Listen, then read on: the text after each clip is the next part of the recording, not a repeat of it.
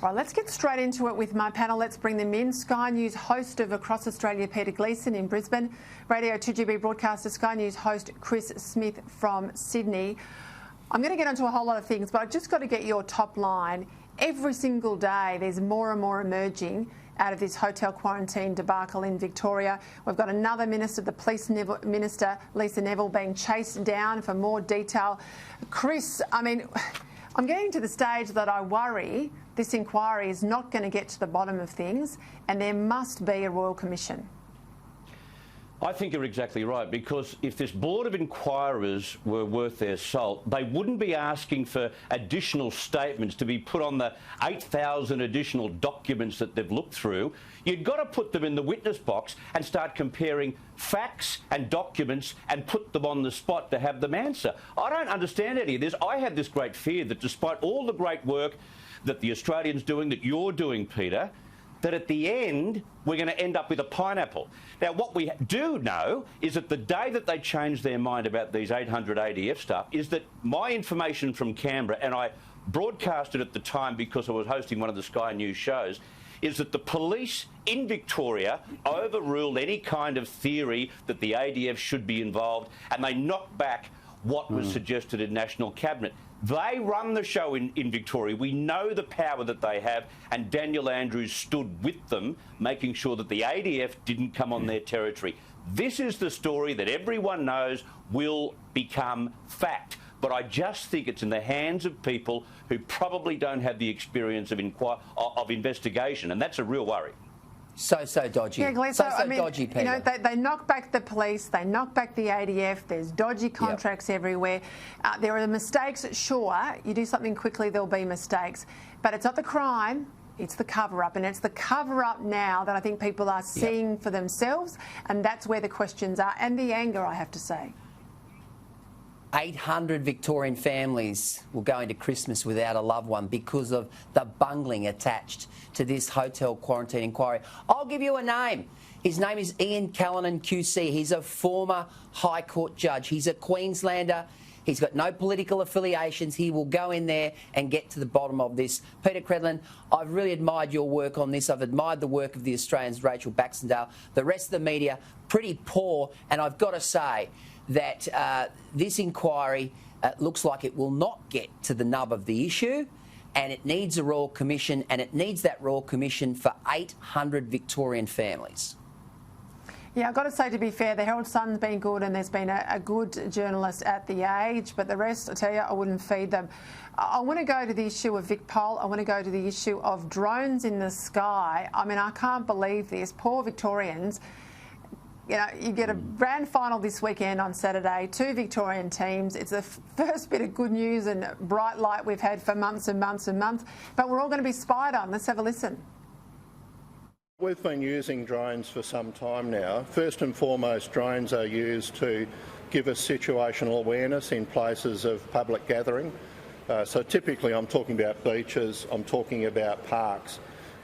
It gives us real-time appreciation of crowd numbers, crowd behaviour. We are not going to have drones hovering above pizza ovens in people's backyards. Can I be clear about that? Gleeson, I tell you, you get 10 people in the park, it's okay. You get 11 and everyone gets a $5,000 fine. This is nuts. This is confirmation that poor Victorians are living in a police state. And you know what, Peter and Chris, I think this is emblematic of just how badly Victoria is travelling at the moment when you consider what's going on down there and consider what's happening there to the rest of the country. Here you've got the greatest weekend of sport in Victoria on the annual Victorian calendar. You've got the Cox Plate on Saturday, and of course you've also got the AFL Grand Final. The AFL Grand Final is being played in another state for the first time in 100-odd years. The Cox Plate, you know, we've seen the imbroglio around that, whether 500 should have gone or whether they shouldn't have gone, but it's also going basically without any spectators, and that gives you an indication. The rest of the country are travelling pretty well. I mean, I'm here in Queensland. We can go out, well, you know, I'll probably be at the AFL Grand Final. The poor Victorians are going to be spied on with this mob with drones and handing out, you know, $5,000 fines if you dare to go around to your mate's place to watch the footy. Ridiculous. I'll tell you who else is doing well. If you're working for Aussie Post and you're flashing around your Cartier watch, you're doing well, because today that was all revealed in Senate estimates, and the chief executive of Aussie Post has been asked to stand aside, and there's been an official investigation launched today. Why on earth Aussie Post spent $12,000 giving some senior executives, you know, Cartier watches for basically doing the job we expect them to do as taxpayers? Let's have a listen. I was appalled. It's disgraceful. And it's not on, Mr Speaker. Now, we are the shareholders of Australia Post, Mr Speaker, on behalf of the Australian people. So that action was immediate. That action was immediate. And if the Chief Executive wishes to stand aside, well, not wishes to stand aside, she's been instructed to stand aside. And if she doesn't wish to do that, Mr Speaker, she can go. I've got to say here, Chris, I mean, these people are already on hundreds of thousands of dollars, well and beyond what normal public servants are paid, because it's considered a GBE or a government business enterprise. It's got a commercial underpinning. But nonetheless, this wouldn't wash with an ASX company, let alone something, you know, that is basically government owned. I think it stinks. Yes, it's terribly entitled, and it's a gross look at a time when we've got more than 1 million people out of work, at a time when you can't get mail to your letterbox every day anymore. That's all gone. At a time when prices for parcels, etc., continually increase. These are all the reasons why it's wrong. But can I just say, any inquiry into this will probably expose AusPost in the eyes of Australians in a very different way than what we thought Australia Post was, because they do offer bonuses to their executives and sales force when major clients are brought in. They do have luxurious Christmas parties. They do operate like a private firm, because they aren't using taxpayers' money in a way normal government departments do. So I think we're probably in for an educational experience that will go beyond the Cartier watch, and we might all be additionally disappointed, I think. Oh, yeah, we will. Posties get the Cartier watch, and they've been working like navvies all the way over this break while we're all online shopping. Just quickly, Glee, so former Deputy PM Barnaby Joyce, he reckons that Gladys and he are treated differently, that there's a double standard. What do you think?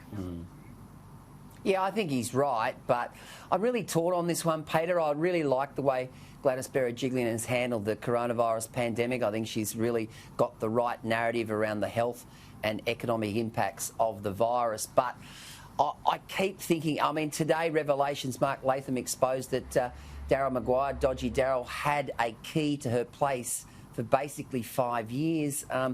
Only last month did the key come back. Look, you start to wonder about, you know, if she's in love with a bloke, her judgment, her judgment, her judgment. All right, well, we'll also cross this out. We'll want to...